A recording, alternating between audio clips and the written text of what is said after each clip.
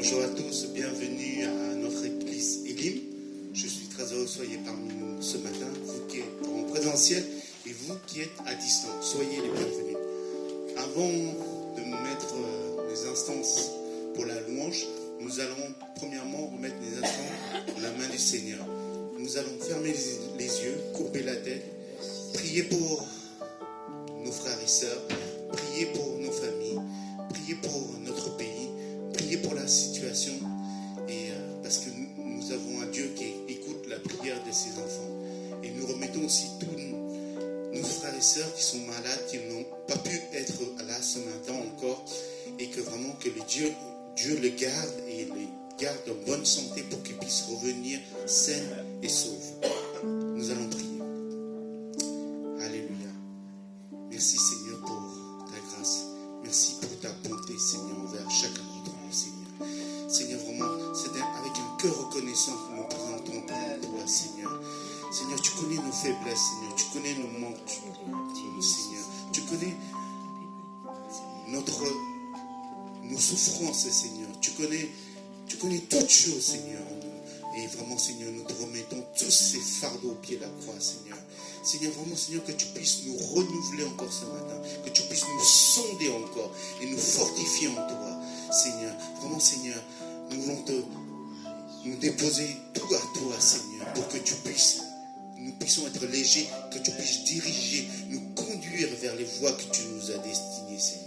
Seigneur, que tu bénis tous mes frères et sœurs qui sont ici, Seigneur, et ceux qui n'ont pas pu venir, et aussi ceux qui sont malades, Seigneur. Vraiment, Seigneur, tu as dit que par tes meurtrissures, Seigneur, ils sont déjà guéris, Seigneur. Et nous déclarons qu'ils sont guéris déjà, Seigneur. Alléluia. Et merci aussi pour nos sœurs qui sont malades, que ce soit Luce, que ce soit Anne-Sylvia, Seigneur. Vraiment, Seigneur, que tu les bénis, Seigneur. Anne-Sylvia qui a pu être là, Seigneur, et Luce qui est toujours chez elle, Seigneur, mais qui nous regarde à distance. Vraiment, Seigneur, que tu puisses les aider, Seigneur, dans ces moments-là, Seigneur. Que tu sois avec elles, Seigneur, à chaque moment, à chaque instant, pour que tu puisses être leur secours, leur réconfort, leur force, leur bouclier, Seigneur.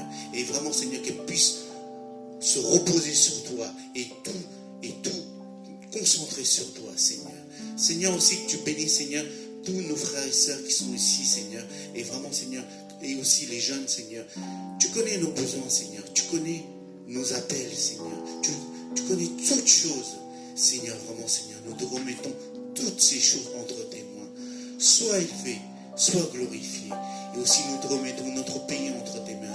Par rapport à la situation, par rapport à la situation mondiale, Seigneur. Tu as tout en contrôle dans ta main, Seigneur. Vraiment, Seigneur, que tu puisses agir dans les cœurs des dirigeants, Seigneur. Que tu puisses agir dans nos cœurs aussi, Seigneur. Pour qu'on puisse encore témoigner de toi, Seigneur. Seigneur, c'est avec un cœur reconnaissant que nous sommes là, Seigneur. Nous voulons élever encore ton saint nom. Sois loué, sois glorifié. Alléluia. Toi qui es 3 fois saint. Merci, Jésus. Nous te prions, nous te remercions. Au nom du Seigneur Jésus-Christ. Amen. Amen. Nous allons demander à Cathy de nous mener dans la louange. Bonjour. Ce matin, nous allons apporter la louange pour la gloire de notre Seigneur ressuscité. Il est allé à la croix pour nous, mais il est ressuscité, il est victorieux. Ce matin, nous voulons lui donner gloire.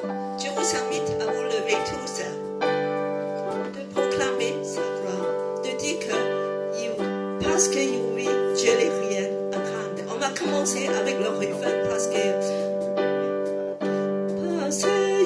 vit, je n'ai rien à craindre. Mes lendemains sont assurés entre ses mains. Il tient ma vie pour ce temps et l'éternité.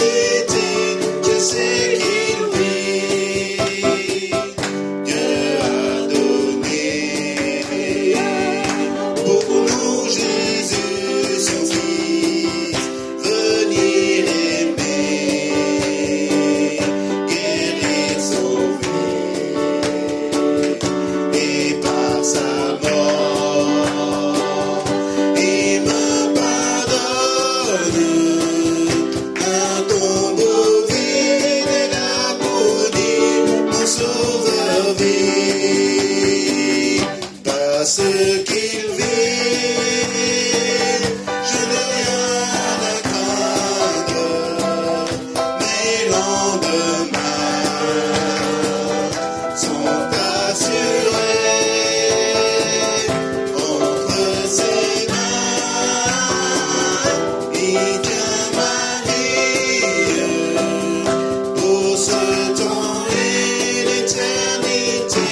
Je sais qu'il vit, oh qu'il est doux de tenir un bébé, sentir la joie et la tendresse. Mais il vaut mieux avoir l'assurance qui peut faire face à venir parce qu'il vit, parce qu'il vit. Je n'ai rien à craindre.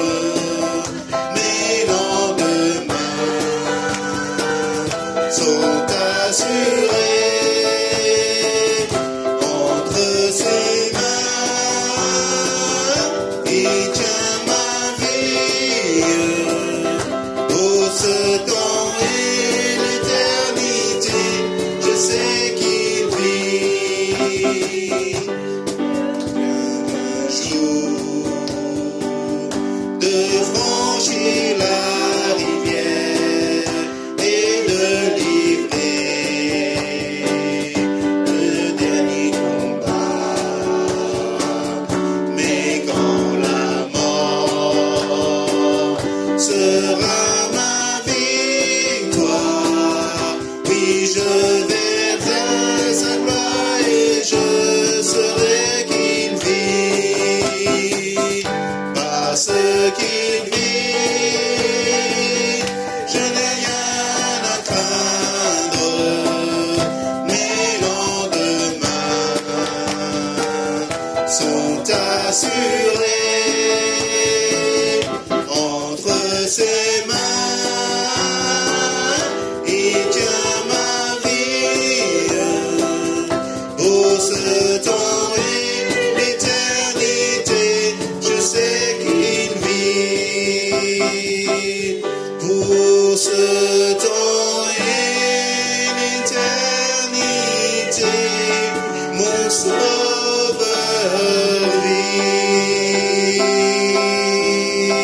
Alléluia. Merci Seigneur. On applaudit. Merci, Notre Seigneur est vivant. Merci. Il est vivant. Il est ressuscité. Alléluia. Seigneur, nous t'adorons. Oui, Seigneur, nous Ce t'adorons. matin encore, te proclamons ta victoire. Alléluia, alléluia. Ce matin, oh Seigneur, nous voulons dire que quel grand miracle tu as fait pour nous. Tout est accompli à la croix. Oh Seigneur, tu as porté nos souffrances et nos péchés. Merci pour ton amour énorme. De quel amour pour moi, quelle patience. Tu as conduit vers toi mon ignorance. Comment je pourrais alors saisir ce que ton cœur voulait m'offrir? Un si grand miracle, un don si précieux. La mort à la Pâque nous ouvre les yeux. Ton salut remplace ma condamnation. Mon péché s'efface par ta rédemption. Loué sois-tu, Dieu Tout-Puissant.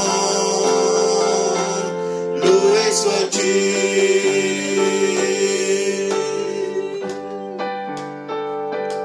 Ce don si merveilleux, comment le vivre sans le répandre à ceux que tu peux suivre sur les chemins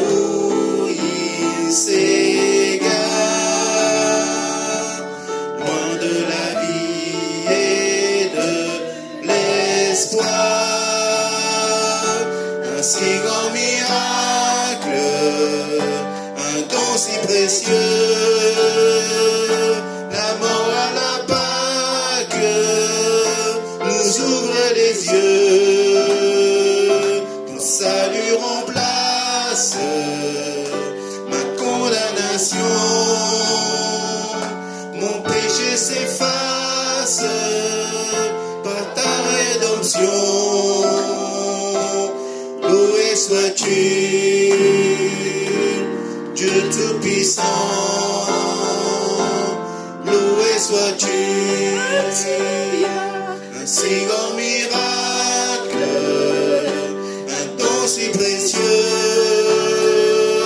la mort à la Pâque nous ouvre les yeux, ton salut remplace ma condamnation, mon péché s'efface par ta rédemption. Loué sois-tu, Dieu Tout-Puissant. Loué sois-tu, loué sois-tu, Dieu Tout-Puissant. Loué sois-tu.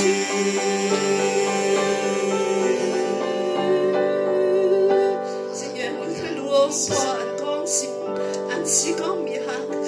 Seigneur, tu es précieux pour nous. Oh Seigneur, nous te adorons ce matin parce que tu es venu sur la croix pour nous. Merci pour le don entier, 100% volontiers. Seigneur, quel amour, quel amour. Seigneur, nous te louons pour ta grâce.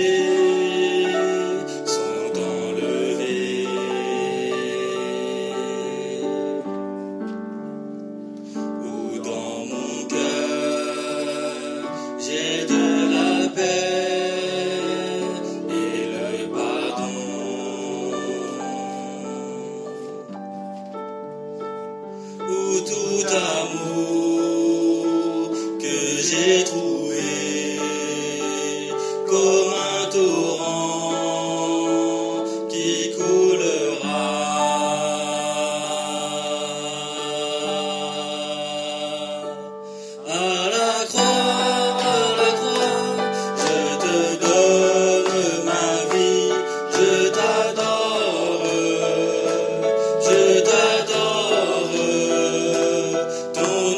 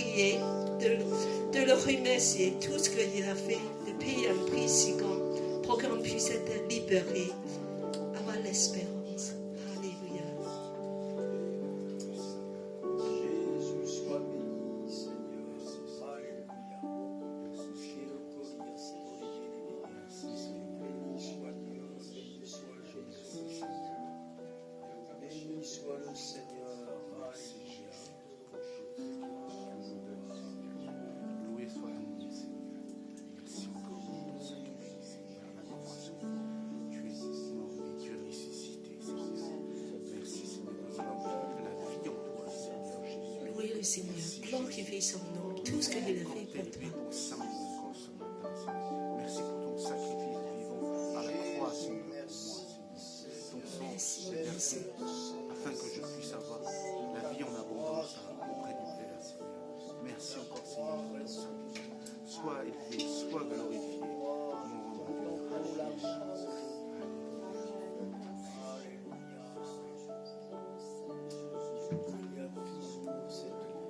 Lève vos voix librement.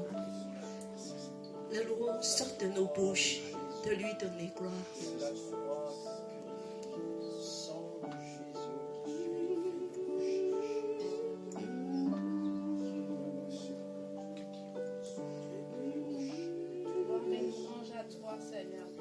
Gloire et louange à l'agneau assis sur le trône. Merci Seigneur pour tant de grâce, tant de bénédictions pour chacun d'entre nous. Merci pour ma vie. Merci Seigneur de ce que tu sois encore le grand, le tout-puissant, celui qui est fidèle, juste et bon. Merci Seigneur. Gloire et louange à toi. Amen. Merci Seigneur. Merci Jésus.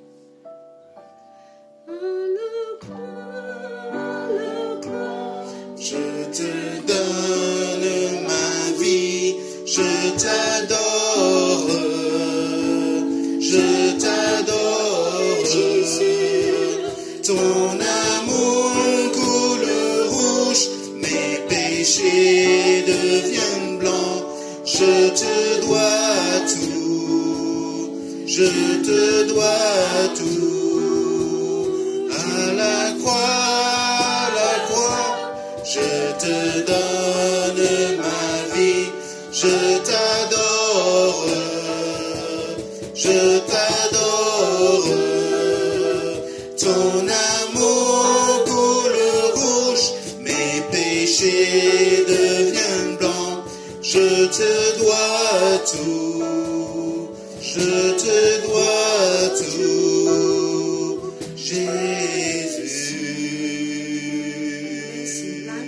Dieu, à toi la gloire. Alléluia. L'agneau de Dieu, tout ce que tu as fait. Nous te donnons gloire. Nous te donnons gloire ce matin. Oh Seigneur, Seigneur, pour toute la bénédiction, toute la grâce qui coule comme torrent de la Oh Seigneur, Alléluia, Alléluia. Prenez place, on va continuer. On reprend le premier chant pour les moments des offrandes. Seigneur, tu donnes ta vie pour nous. Tout ce qu'on peut te donner, c'est si peu. Et en plus, nous te donnons ce que tu nous donnes. Oui, Seigneur, ce matin encore, utilise tous les ressources, tout l'argent, afin de glorifier ton nom, afin que ton royaume vienne. Oui, Seigneur. Parce qu'il vit, je n'ai rien à craindre, mes lendemains sont assurés entre ses mains. Il tient ma vie pour ce temps et l'éternité. Je sais qu'il vit pour ce temps et l'éternité. Je sais qu'il vit. Alléluia. Ressuscité. Alléluia. Alléluia.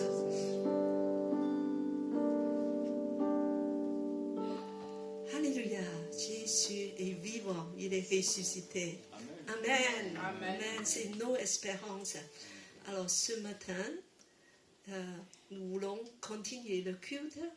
Je demande au président de venir. Je vois qu'il y a des nouvelles personnes.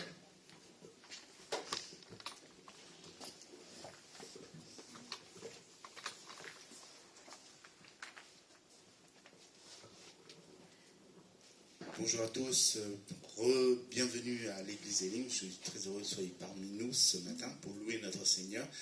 Je pense que nous avons quelques invités, des nouvelles personnes. Est-ce que vous pouvez vous présenter? Voilà, notre monsieur, notre frère. Je m'appelle Adrien, Oui. je suis des Antilles françaises. Bienvenue, on applaudit Adrien. J'ai vu que nous avons des visiteurs de Singapour. Voilà, donc c'est les parents de, pour ceux qui connaissent, Lauriane. Voilà, voilà. Soyez bienvenus. Soyez même. Voilà. L'église Elim, c'est une église des nations. Notre devise n'a toujours pas changé. Comme on est fidèle, Dieu est fidèle, nous aussi nous sommes fidèles. Donc aimer Dieu, aimer la famille de Dieu et servir les autres. Donc nous avons quelques annonces. Voilà, le parcours des disciples, c'est tous les 2e et 4e de dimanche de chaque mois. Donc après le culte, nous avons le parcours des disciples. Je pense que la plupart de vous tous sont inscrits dans des groupes, donc soyez là après le culte.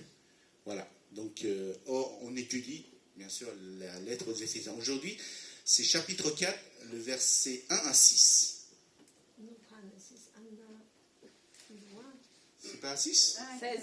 16. Oula. Désolé. Ah, c'est moi qui est un peu... Voilà. Donc, le 11 mai, 11 mai c'est dans 2 semaines, il y a une très grande joie. On aura un baptême. Peut-être 1 ou 2 personnes, je ne sais pas. Donc, voilà. Et ce sera le 11 mai à 10h30. Donc, vous êtes tous les bienvenus. Vous pouvez inviter vos amis, vos collègues, voilà. Et le moment de baptême, c'est vraiment, nous étions morts dans nos péchés et nous sommes devenus une nouvelle créature. Donc, c'est important d'encourager nos frères ou nos sœurs qui vont passer par les eaux du baptême. Et je vous invite tous à y venir et vous ou avec des amis ou avec la famille, voilà, pour encourager ceux qui vont être baptisés. Alors, c'est une excellente occasion d'inviter la famille des amis, surtout des incroyants, parce que la personne baptisée va donner un témoignage. Donc, c'est vraiment que tout le monde est bienvenu. Et priez pour les baptisés aussi. Pour ceux qui vont être baptisés.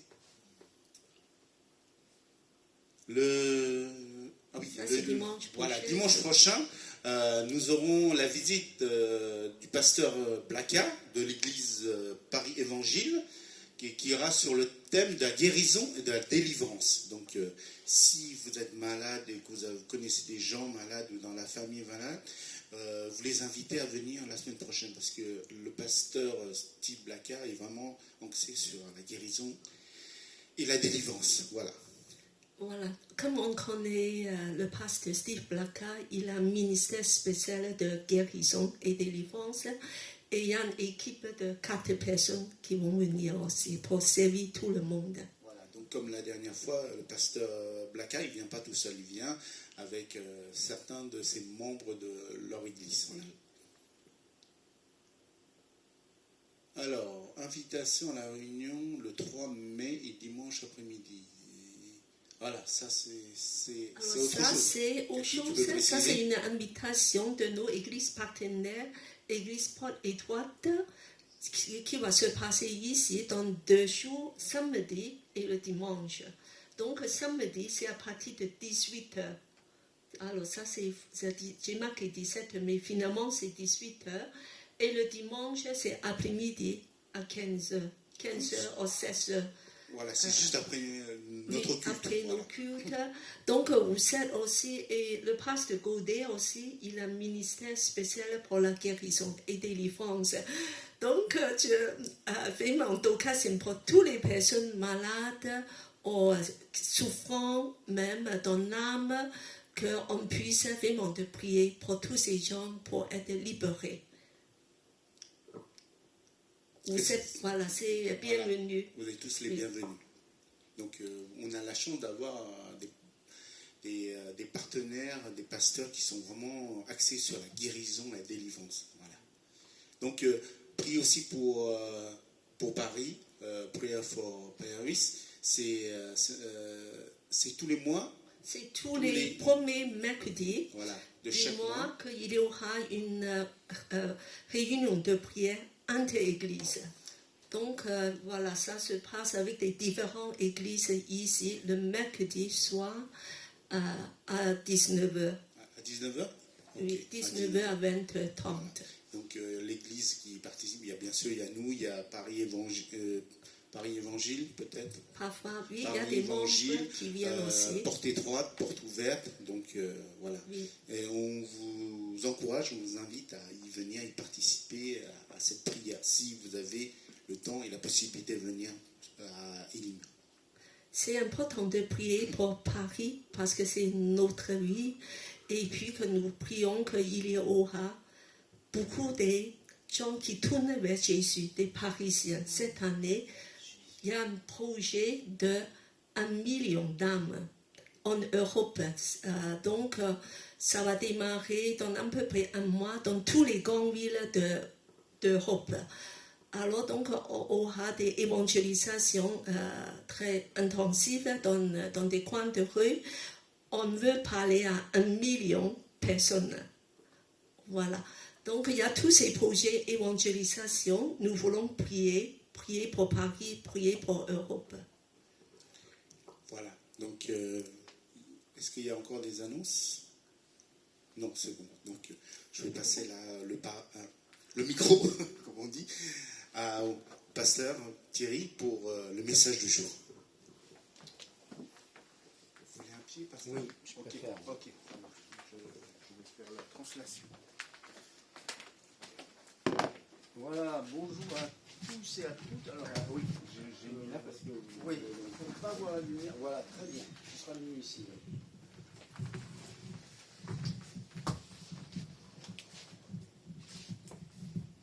Voilà, un grand bonjour à ceux qui nous écoutent et qui nous regardent d'ailleurs en distanciel. Et bien sûr, je me réjouis d'avoir ce matin quelques amis qui sont venus à Campo Formio. Non, Campo Formio, c'est pas en Italie, hein, c'est ici, c'est dans cette rue, avec cet espace spirituel où nous pouvons rencontrer le Seigneur, n'est-ce pas? Et c'est un privilège que d'être ensemble ce matin. Je me réjouis de vous revoir toujours occasionnellement, mais ça fait combien d'années? Au moins 3 ans ou 4 ans? 3 ans. 3 ans et demi. Ah, elle a pris note, Cathy. 3 ans et demi que je vous visite tous les 2 mois à peu près, hein, on va dire. Voilà. Et tant que le Seigneur le permettra, eh bien, j'aurai l'occasion d'être parmi vous. Alors souvent pour de l'enseignement, je reconnais, mais de temps à autre, j'ai vraiment à cœur de parler à ceux et celles qui peut-être ont besoin d'éclairage sur le message central de l'Évangile, en particulier la croix. Et ce matin, je vais m'adresser peut-être à ceux qui sont encore finalement encore incrédules ou qui se posent beaucoup de questions, qui n'ont peut-être pas fait encore le pas décisif vers le Seigneur. J'aimerais vous parler ce matin des clous qui ont tenu Jésus sur la croix. Et quelqu'un va m'aider en lisant dans l'Évangile selon Marc le passage qui va nous servir de base pour cette méditation. Alors, qui prend l'initiative de nous lire ce passage?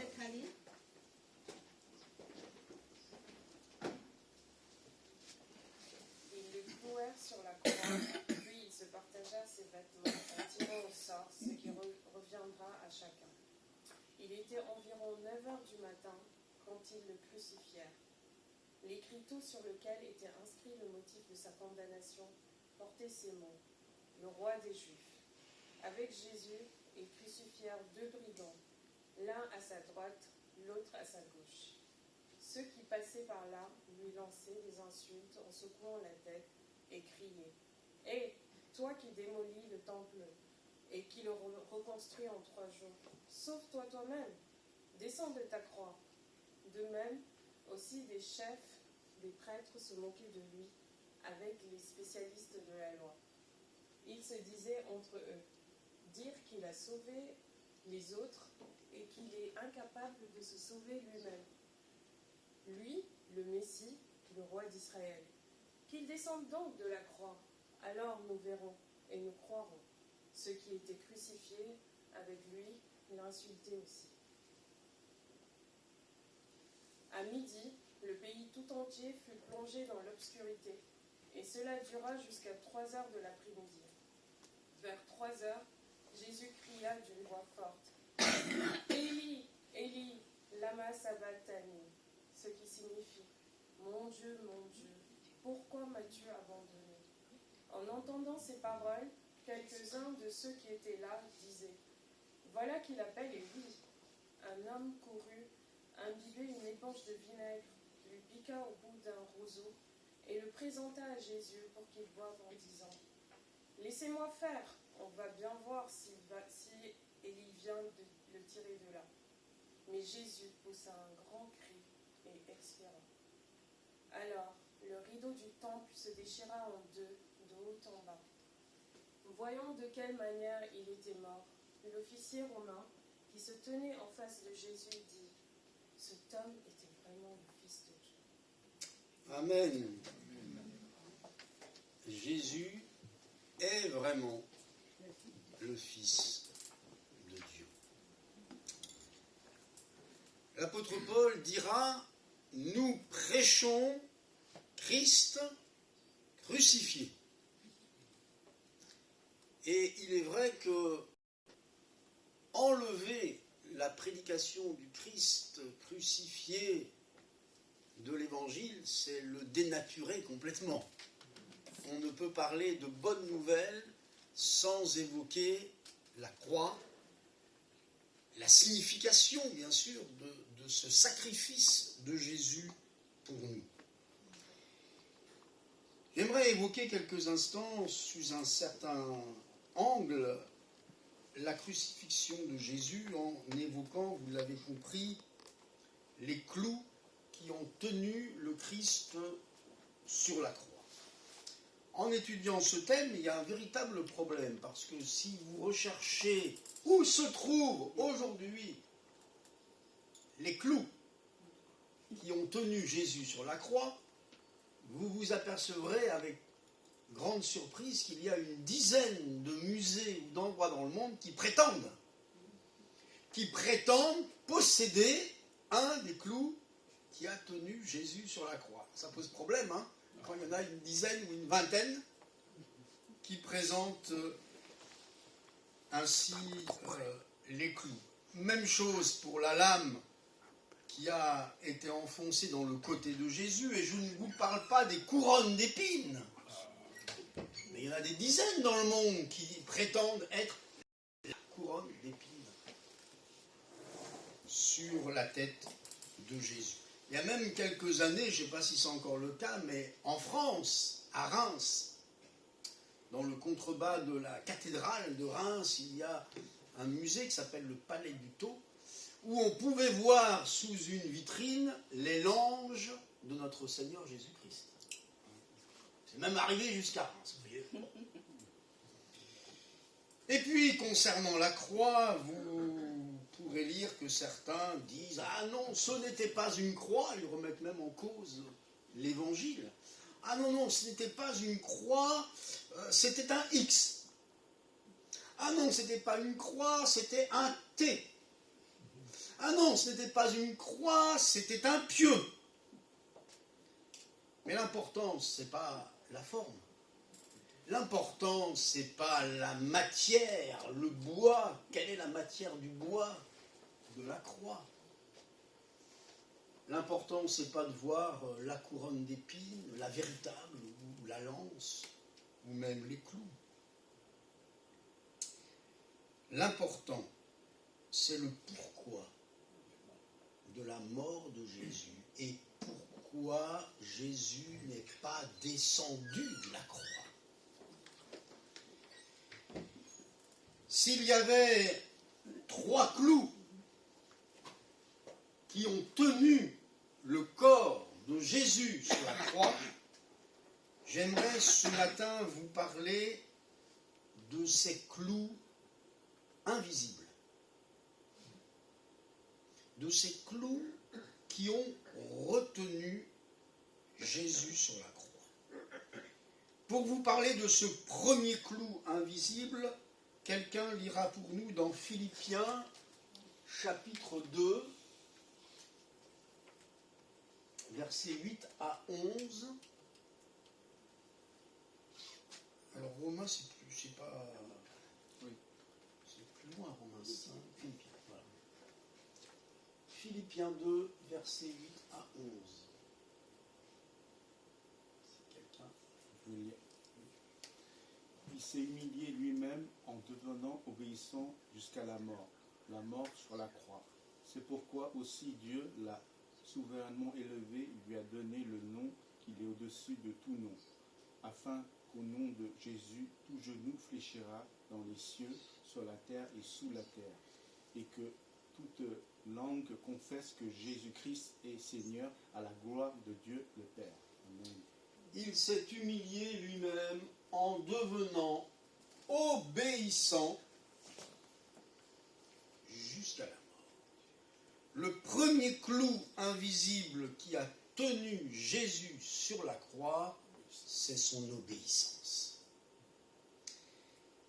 Oui, nous le savons, l'Évangile nous le précise, il n'avait qu'un mot à dire et des légions d'anges seraient venus le délivrer. Mais alors, qu'en aurait-il été de notre salut? Jésus n'a pas voulu descendre. L'obéissance, son obéissance à Dieu l'a tenu, l'a retenu sur la croix. Et son obéissance, elle a commencé par le dépouillement de l'incarnation, le fait qu'il soit devenu chair. D'ailleurs, dans le texte original, il s'est vidé. Il s'est vidé de sa divinité pour devenir pleinement homme, bien qu'il était fils de Dieu. Pleinement homme pour partager notre condition, et ce jusqu'à la mort de la croix. Alors qu'est-ce que la mort de la croix? À l'époque, c'était un jugement réservé soit aux criminels, soit à tous ceux qui s'opposaient à l'autorité de Rome. Il a été assimilé à un criminel en étant crucifié sur la croix. Et c'est ça, par son obéissance, qu'il va accomplir les exigences divines. Le salut des hommes a été rendu possible, notre salut, votre salut, a été rendu possible par l'obéissance de Jésus, par ce clou invisible. Obéissance à la volonté de Dieu, obéissance au plan du Père pour les hommes. Et c'est ainsi qu'il va prendre notre place, comme il l'a prise à la place d'un certain Barabbas. Il va se substituer, prendre notre place afin que nous ayons la liberté de nous tourner vers Dieu, la liberté de le rencontrer. Ce ne sont donc pas ces clous qui ont retenu Jésus, ce ne sont pas les Romains même qui ont retenu Jésus sur la croix, ce ne sont pas les Juifs qui ont retenu Jésus sur la croix, c'est son obéissance à Dieu le Père. Le message de la croix, il peut gêner. Il y a bien des pays, et ça ne date pas d'hier, où on veut anéantir la croix, où on ne supporte même pas la vue d'une croix. Dans certains pays, on veut éradiquer ce symbole, parce qu'il veut dire quelque chose. Parce qu'il nous parle de notre salut et de l'œuvre de Jésus.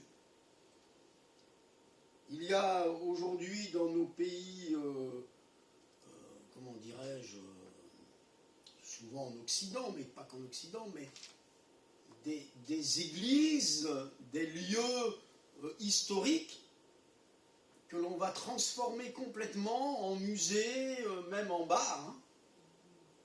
Il y a des églises, parce qu'elles sont vides, parce qu'elles ne sont plus utilisées, elles sont transformées.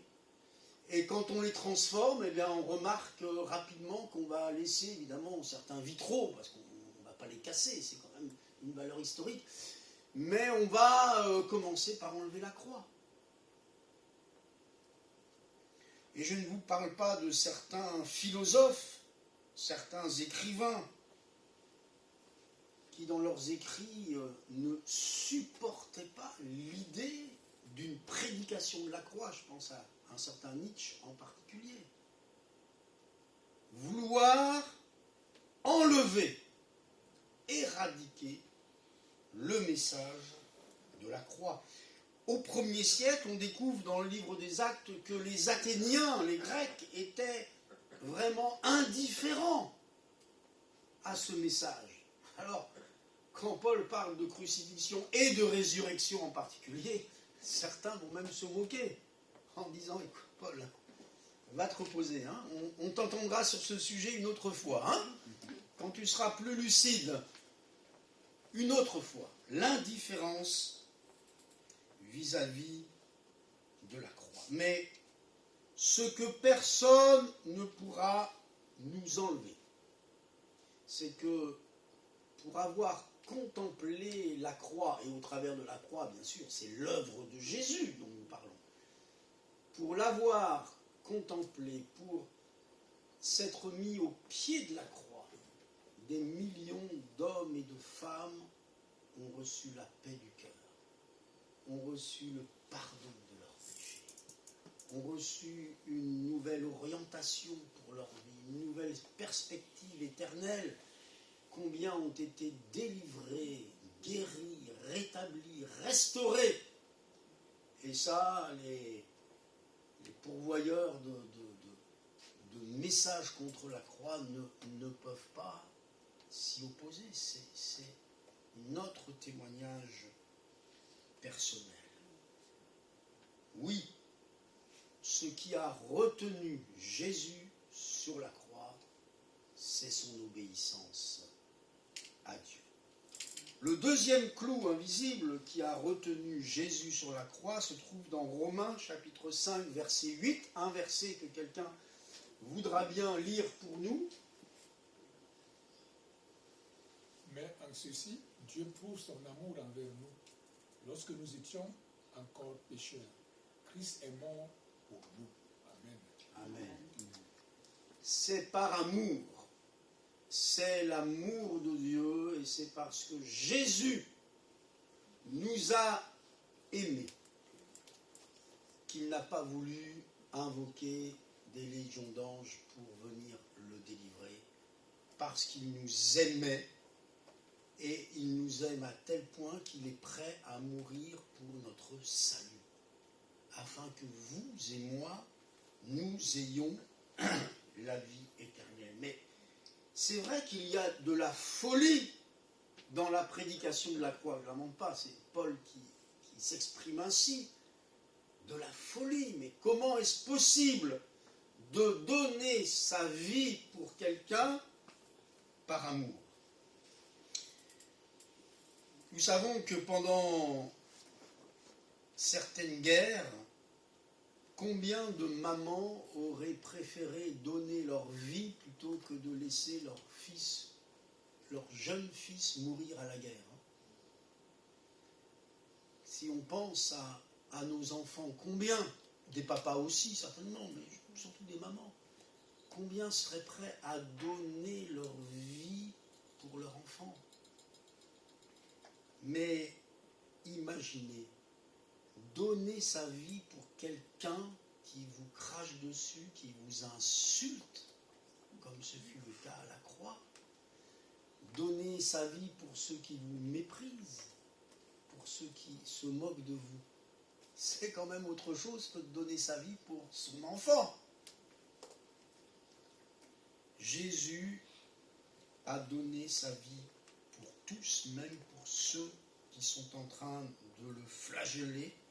C'est pour eux qu'il dira, Père, pardonne-leur, car ils ne savent ce qu'ils font.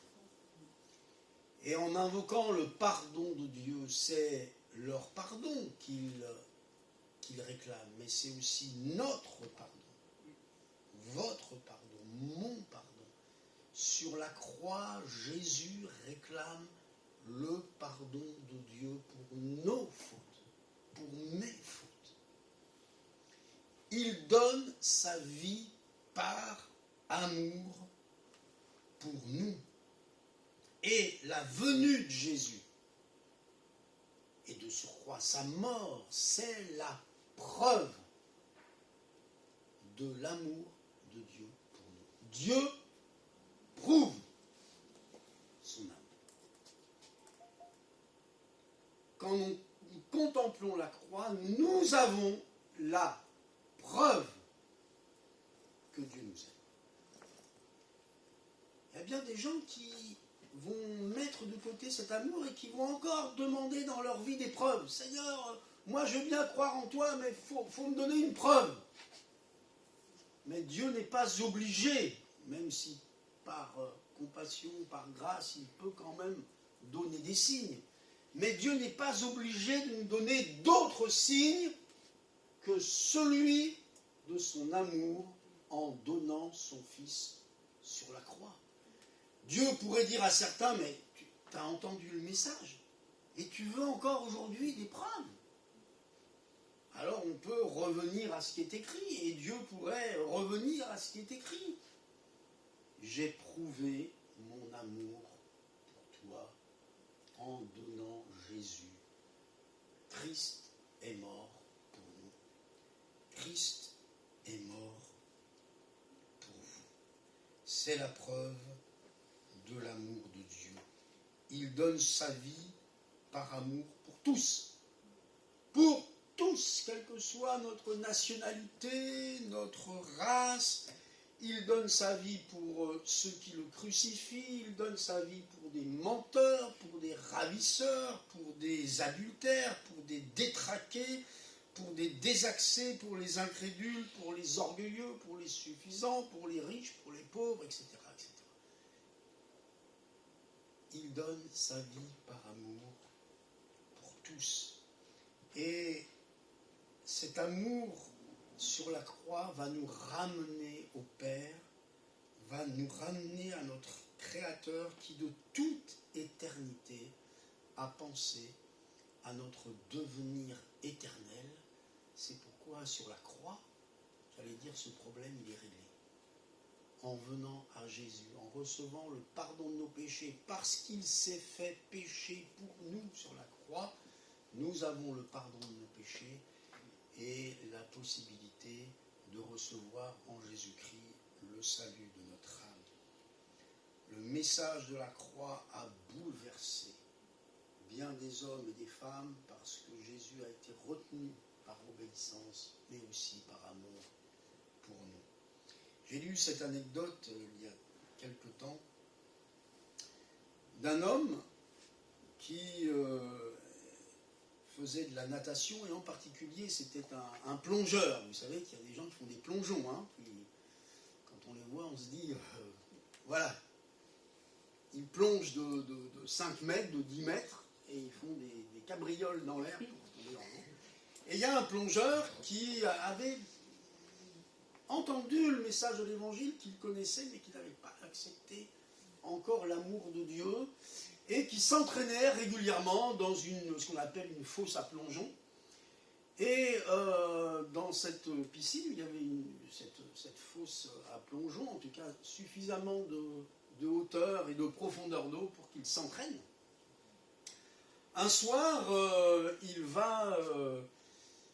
va s'entraîner, et puis comme il y avait la pleine lune, vous savez, il y avait une sorte d'obscurité, mais finalement, il se disait, pas la peine de mettre toutes les lumières, je vais plonger, il y a quand même une luminosité suffisante. Alors il monte là-haut sur le plongeon, et puis vous savez, comme beaucoup de plongeurs, si vous avez vu déjà ça, ils se préparent en se mettant comme ça. Voilà. Et donc il se prépare, et puis il se passe un phénomène finalement un peu normal, c'est qu'avec cette fameuse pleine lune, et puis les reflets, etc., il se voit en face sur une baie vitrée, quelque chose, il voit la croix qu'il fait lui-même en se mettant comme ça avant de plonger. Il voit la croix, et là, un moment très particulier, une onction particulière, fait qu'ayant entendu, connaissant le message de la croix, mais ne l'ayant jamais accepté, il est saisi par le Saint-Esprit. Saisi par cette vision de la croix. Et à ce moment-là, il réfléchit, il pense, il ne saute pas, il ne plonge pas, mais il réfléchit à ce qu'il est en train de voir. Et puis d'un seul coup, le Saint-Esprit le touche profondément, et vous allez comprendre pourquoi on peut affirmer ça. Et d'un seul coup, il se met à genoux, saisi par cette vision de la croix. Il revient à Dieu. Et à ce moment-là, parce que si l'histoire s'arrêtait là, vous pourriez dire, ouais, bon, un petit peu illuminé, hein, il voit la croix, sauf que, à ce moment-là, toutes les lumières s'allument, le gardien avait vu qu'un peu auparavant, il était entré, ou je ne sais pas pourquoi, mais enfin, le gardien arrive, ouvre toutes les lumières, et dit, malheureux, ne saute pas, ne saute pas. Que s'est-il passé? la piscine était en maintenance et il n'y avait pas d'eau. Dans la fosse à plongeon, dans la piscine, il n'y avait pas d'eau. S'il avait allumé toutes les lumières, peut-être l'aurait-il vu, mais il n'a pas allumé les lumières. Il y avait une semi-obscurité, comme je vous l'ai dit, suffisamment de lumière, clarté pour monter, mais il n'avait même pas regardé au fond de l'eau. S'il n'avait pas eu la vision de la croix, vous imaginez comme moi la catastrophe. La mort assurée. La mort assurée. Mais il a été stoppé. Alors, ne me dites pas que Dieu n'était pas là. Hein. Parce que si Dieu ne l'avait pas arrêté par la vision de la croix, il serait mort. Et vous vous rendez compte, le témoignage de cet homme qui, toute sa vie, va être marqué par la croix, et il aurait encore plus de poids que moi de vous prêcher ce matin, parce que s'il était là, on serait tous vraiment saisis par ce témoignage. Il a été saisi par la croix, et ça l'a arrêté suffisamment de secondes ou de minutes pour laisser le temps au gardien de lui dire stop. La croix change tout. La croix peut bouleverser notre vie. Alors certes, nous n'aurons pas le même témoignage que lui, bien évidemment, mais nous avons notre témoignage personnel. On a été arrêtés devant la croix, et là nous avons fait la paix avec Dieu. Nous avons reçu le pardon de nos péchés. Nous avons compris l'amour de Dieu comme lui a certainement, sans aucun doute, compris l'amour de Dieu à la croix. C'est évident. Après ce qu'il a vécu. Et nous ne sommes pas attachés au signe de croix comme le font certains. L'important, ce n'est pas le signe de croix, l'important, c'est que la croix ait marqué notre cœur. C'est que notre vie soit marquée par la croix, parce que c'est l'événement le plus important de l'histoire des hommes, de l'histoire de l'humanité. L'amour, ce clou invisible qui a retenu Jésus sur la croix. Et enfin, le troisième clou, vous voyez, moi je les ai trouvés, les vrais clous, hein, que certains cherchent. Moi je les ai trouvés, les vrais clous de la croix. L'obéissance, l'amour. Et enfin, quelqu'un lira Ésaïe 53,5 pour le dernier clou, le troisième clou invisible. Je vais lire. Mais c'est pour nos péchés qu'il a été percé. C'est pour nos fautes qu'il a été brisé. Le châtiment qui nous donne la paix est retombé sur lui. Et c'est par ses blessures que nous sommes guéris. Amen. C'est pour nos péchés qu'il a été percé. Ce qui a retenu Jésus sur la croix, le troisième clou qui a retenu Jésus, c'est le péché des hommes. C'est notre péché. Et donc, pour le pardon de nos péchés, il a souffert, nous dit la Bible, pour nos péchés. Il est mort pour nos péchés. Il a été crucifié pour nos péchés. C'est peut-être le clou le plus douloureux. Parce que nos péchés nous séparaient de Dieu. La marque du péché est imprimée. Il y a un chanteur qui chantait, c'est Bob Dylan d'ailleurs, dans les années 90, les années 80, il disait en anglais, alors c'est le péché coule dans nos veines. Le péché coule dans nos veines. Il fallait que Jésus porte nos péchés pour les expier. Et le prix qu'il a payé est inestimable. Et maintenant, le sang de Jésus nous purifie de tout péché. Alléluia. Amen.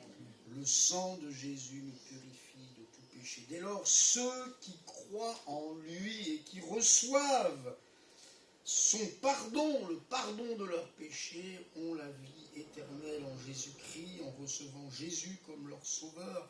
Et en nous délivrant du péché, parce qu'il peut nous délivrer du péché, puisqu'il est mort pour nos péchés, il peut nous en délivrer, il démontre qu'il est bienvenu pour nous faire du bien.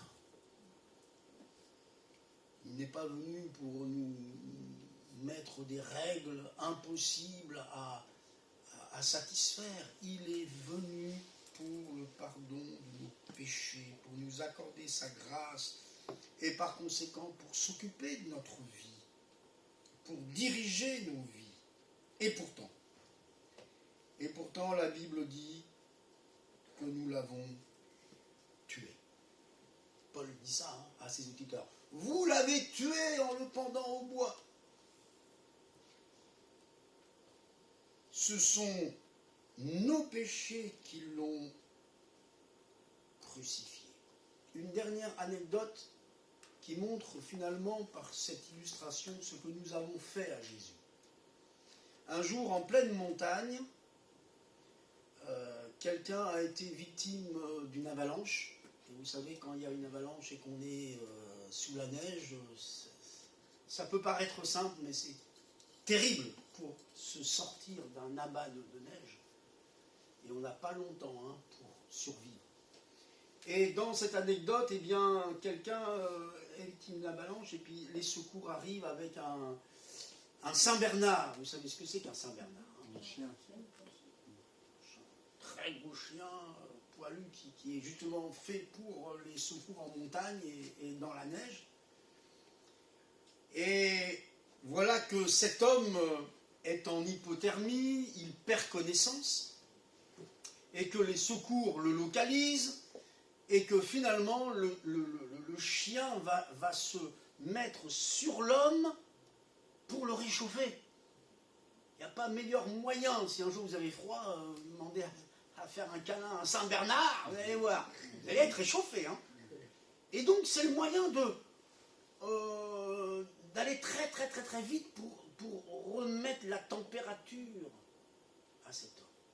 Et cet homme va, au bout de quelques instants, je ne saurais pas vous dire combien de minutes, au bout de quelques minutes, il va reprendre ses esprits.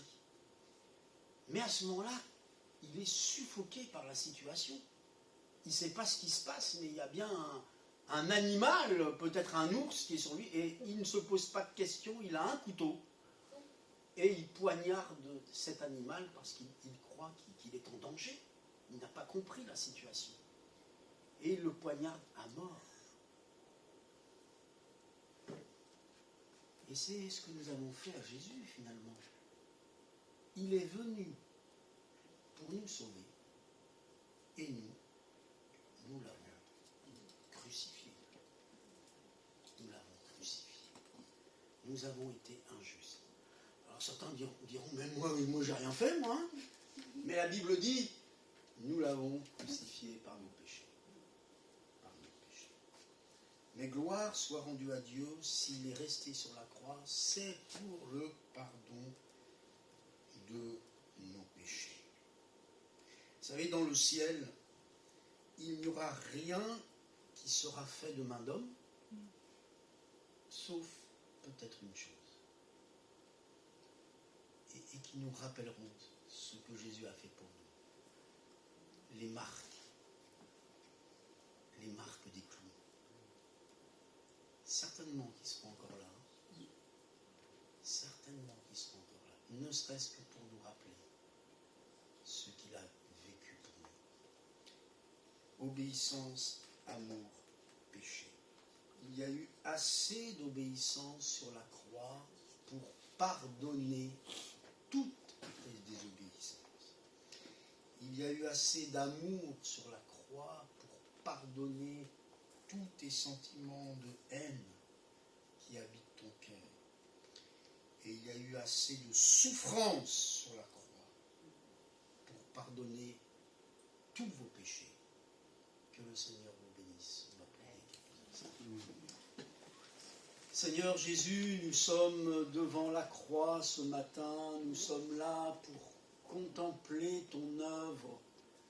Contempler l'œuvre de celui qui n'a pas voulu descendre de la croix, mais qui est allé jusqu'à la mort jusqu'à la mort de la croix, par obéissance, par amour et à cause de nos péchés.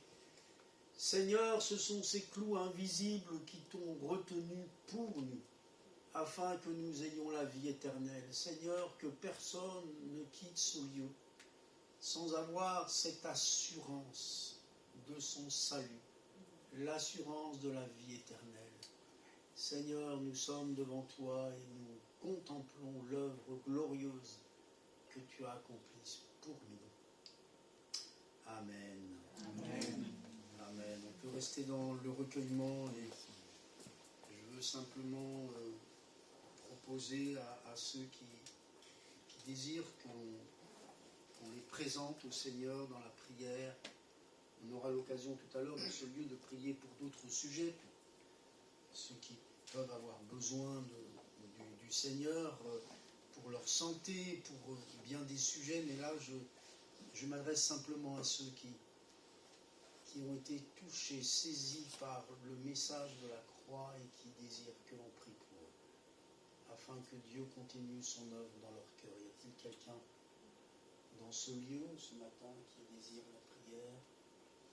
Même si je sais que beaucoup d'entre vous ont déjà fait la paix avec Dieu, mais s'il y avait quelqu'un qui ne l'a pas fait et qui souffrait, simplement que l'on invoque le nom de Jésus, n'hésitez pas à faire signe et je vais prier pour vous. Et dans quelques instants, on continuera le déroulement de ce culte. Oui, je voulais des prières pour mes enfants qui continuent dans l'église pour louer Dieu avec la musique. On priera tout à l'heure, on va avoir un moment de prière tout à l'heure, donc on priera pour ce sujet-là. Hein? On priera tout à l'heure pour ce sujet.